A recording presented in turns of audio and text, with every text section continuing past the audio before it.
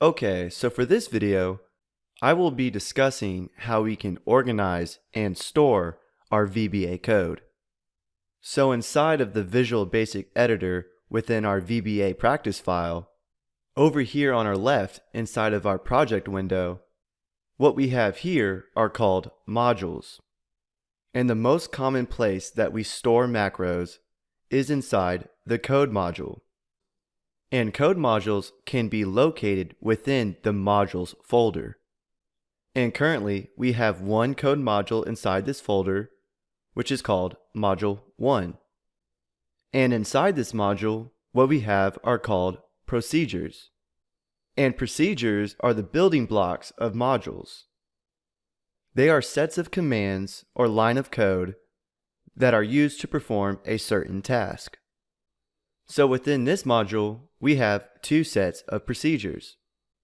We have our macro 1 procedure, and then we have our format headers procedure. There are two different types of procedures. The first one is called a sub procedure, which are just lines of code that get executed. So that's why our format headers macro has the word sub in front of it. This is stating that this macro is a sub procedure. And within the sub and in sub are the lines of code that get executed. So if we wanted to add a new sub procedure inside of this module, we could come down here and start typing sub and then give this procedure a name. I'll just use test for now. And if we click enter, it automatically puts in sub. And then we can start writing lines of code between the sub and in sub. Another way to insert a sub procedure is to come up to our menu bar and click insert, click procedure, and then we can give it a name. I'll just put test 2. And then we can make sure to select sub. And I will talk about the public and private scope here in a minute. But if we click OK, now we have inserted our test 2 sub. The other type of procedure is called a function.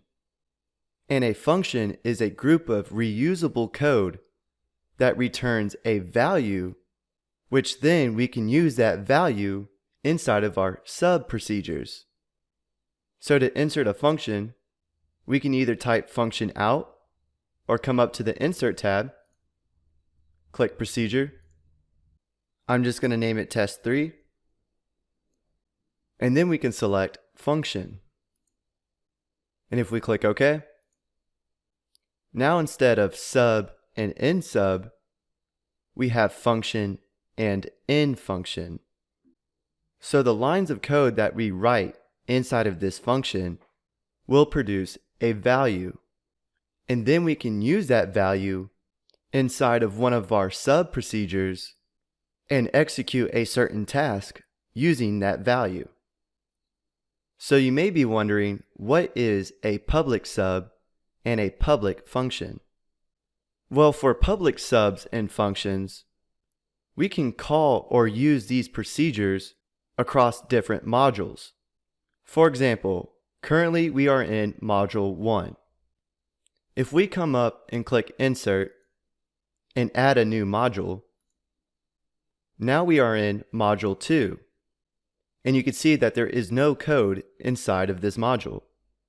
But if we state that our sub procedures or functions to be public, we can use those procedures inside of this module. Now if I go back to module 1 and we insert a private procedure, I'm just going to name it priv sub. And just letting you know, anytime that you're naming modules or procedures, you are not allowed to have any spaces within the name. So if I put a space between priv and sub, this won't work. So you have to make sure there are no spaces. And this time, instead of making this procedure public, I'm going to make it private. And click OK. Now we can see that this procedure is labeled private. And this means is that we can only use this procedure within this module. So if we came to module 2 and try to call or use that private procedure that we just made, we wouldn't be able to, because private procedures can only be used within the same module. So these are code modules. Well, within our Microsoft Excel Objects folder, where we see all the different sheets within this workbook, these are called sheet modules. So if we double click on one of these modules, it will open up the code module for this specific sheet. And we can trigger the macros written inside of this sheet module with using worksheet change events. Meaning that if we change something on this worksheet, we can make a macro within this worksheet module run. Same thing goes for the workbook module.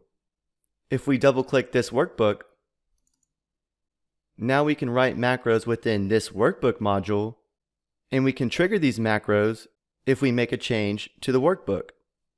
We will touch on this more later in the course when we actually start working with these worksheet and workbook change events. But for now, I just wanted to give you a good idea on how VBA code is stored and explain the structure of different public and private procedures that make up modules.